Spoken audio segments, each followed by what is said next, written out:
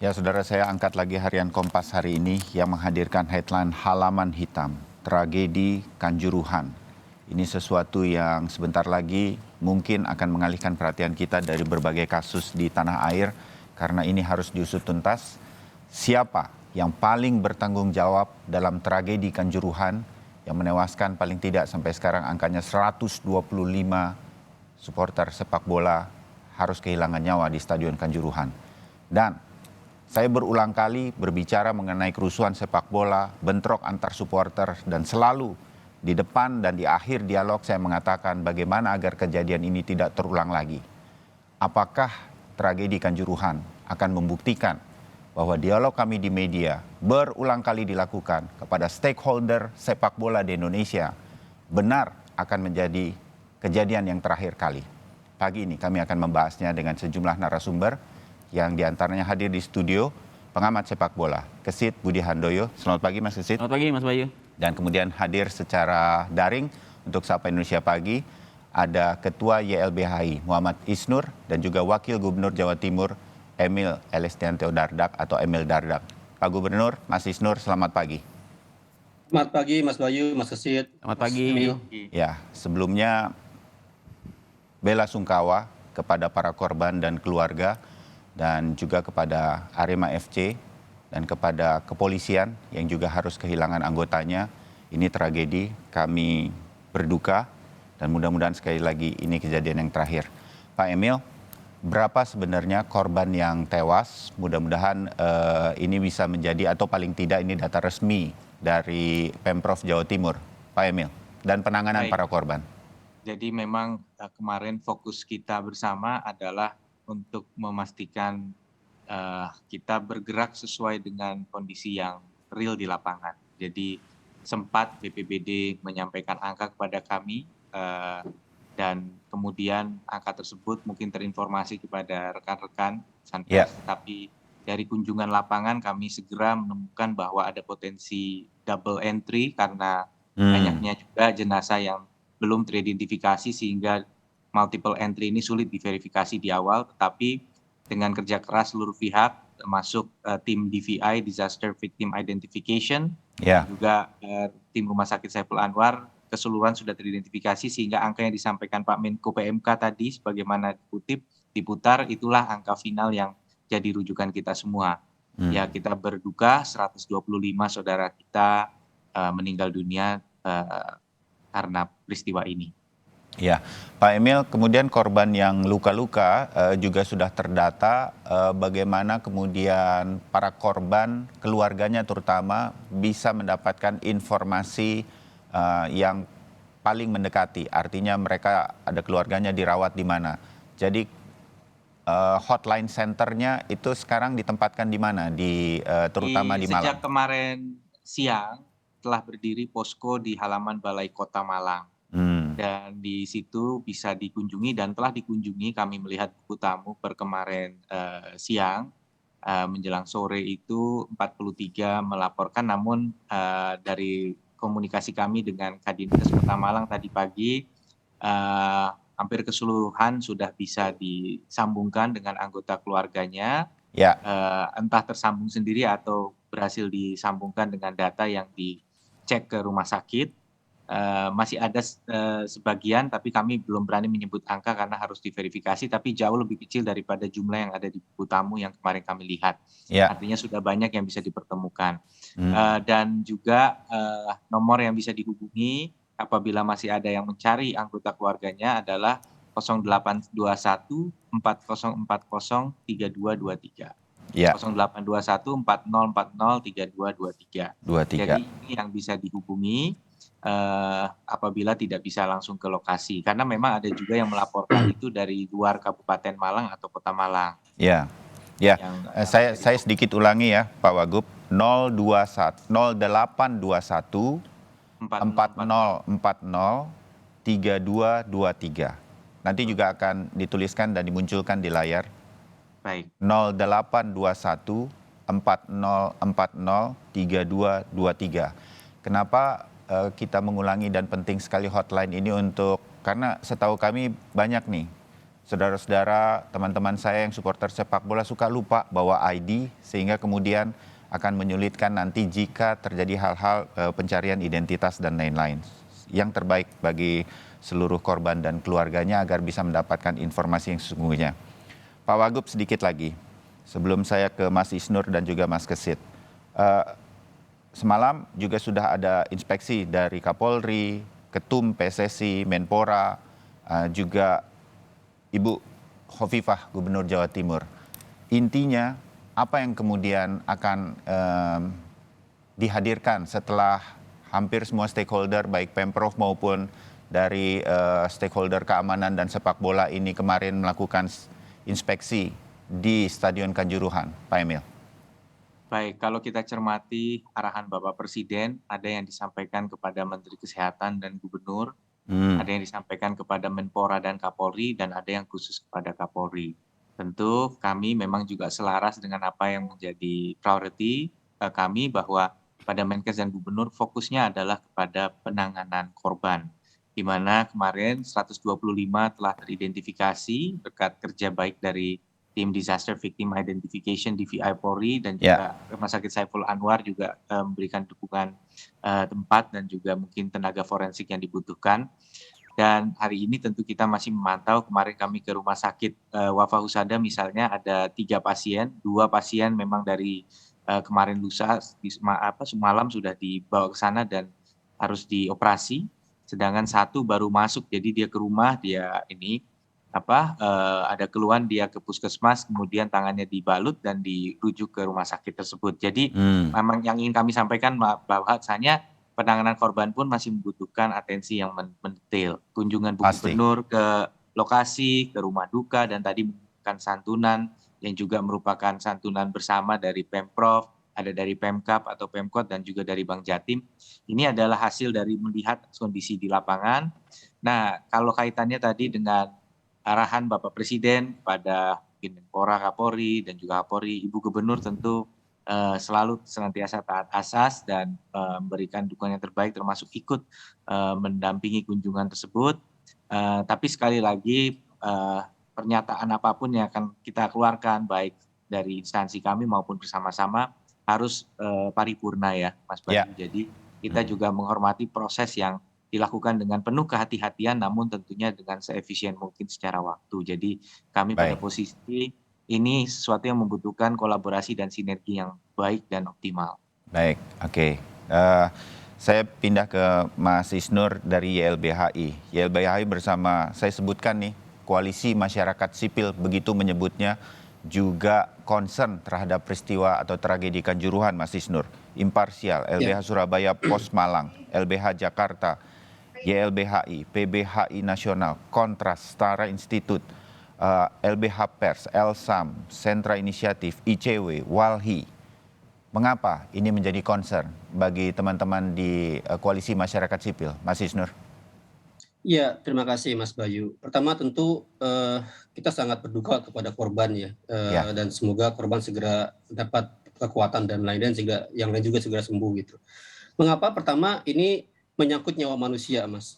1 nyawa saja sudah sangat berharga, Setuju. sangat mahal ketika ada yang hilang, apalagi ini 125 orang. Dan ini bukan yang pertama, ini berulang kali mismanagement, kemudian ada suatu rules, ada peraturan yang sangat ketat dibuat oleh FIFA, itu dilanggar banyak di sini.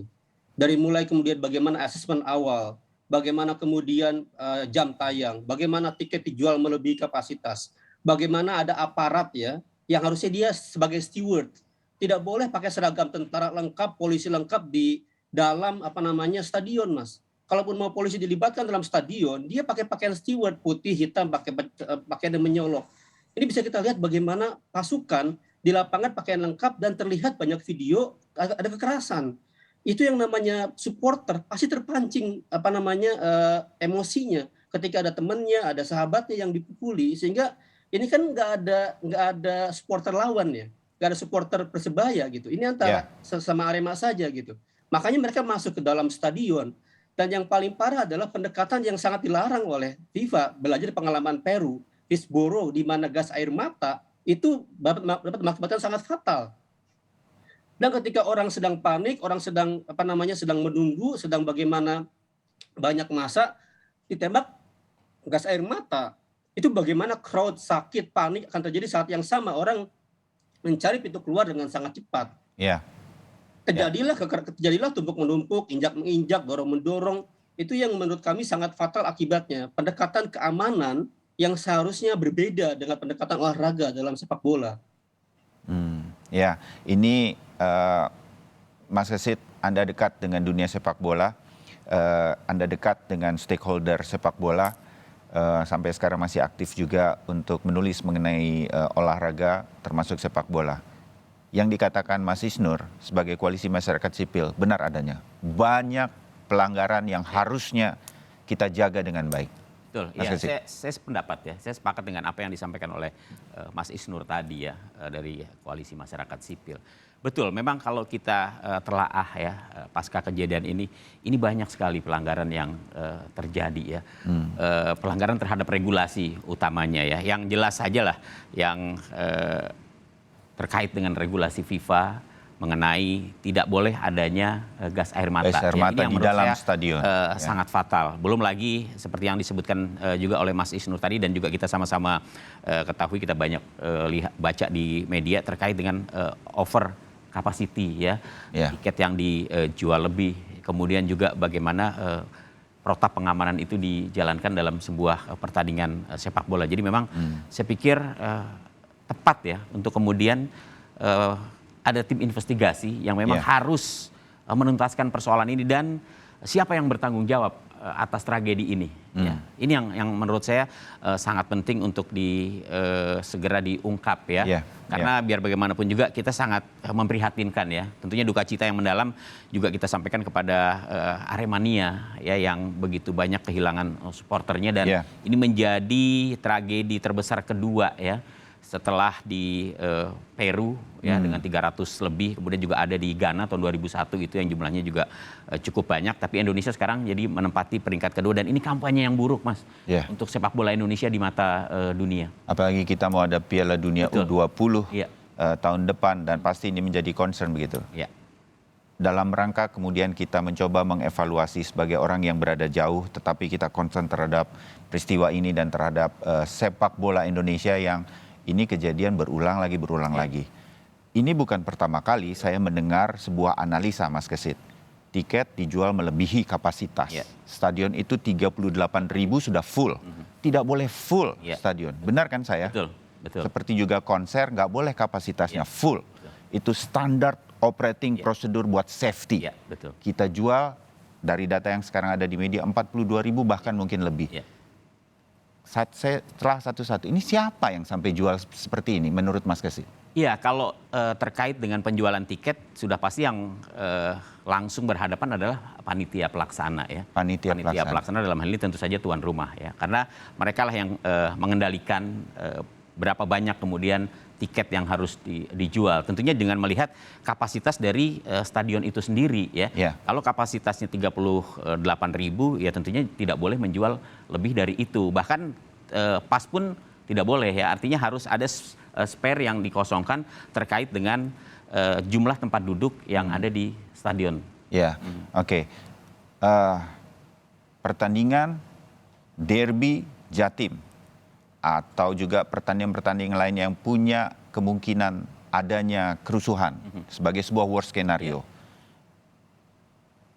Arema melawan Persebaya, ini salah satu pertandingan yang walaupun sudah tanpa supporter Persebaya tetap menjadi worst skenario. Diharuskan bertanding tidak malam hari. Apa yang membuat ini kemudian tetap malam hari? Mas Kesit tahu? Iya, seperti dari informasi-informasi yang beredar ya di media juga saya mendapatkan banyak juga info itu. Pemindahan atau penayangan jam atau pertandingan dari Arema dengan Persebaya malam hari ya. Itu memang lebih kepada kebutuhan yang saya dapat informasinya adalah broadcast ya. Karena memang ada tayangan langsung yang harus disiarkan oleh televisi. Sebelumnya ada permintaan untuk memundurkan ya, memajukan jam pertandingan pada sore hari. Tapi kemudian ternyata infonya tidak diterima dan harus tetap dilaksanakan sesuai schedule yang sudah ditetapkan sebelumnya pada pukul 8 malam. Ya, ini terbayang bagaimana situasi-situasi ini ada yang kemudian membuat itu tetap berlangsung malam hari. Saya bukan tim investigasi, tapi di titik-titik itu harusnya ini akan ada kemudian siapa yang bertanggung jawab. Satu lagi mengenai keamanan. Bagaimana mungkin, Mas Kesit? Ini Malang sudah sering melakukan pertandingan Arema FC dengan siapapun. Bahkan ada supporter lawan. Kali ini tidak ada supporter Persebaya datang ke Malang. Ada peraturan dari FIFA, tidak boleh ada gas air mata di dalam stadion. Itu saya rasa sudah menjadi hafalan di luar kepala bagi keamanan sebetulnya bagi Malang dan Jawa Timur begitu dan seluruh panitia. Ada technical meeting sebelum acara berlangsung atau pertandingan ini berlangsung.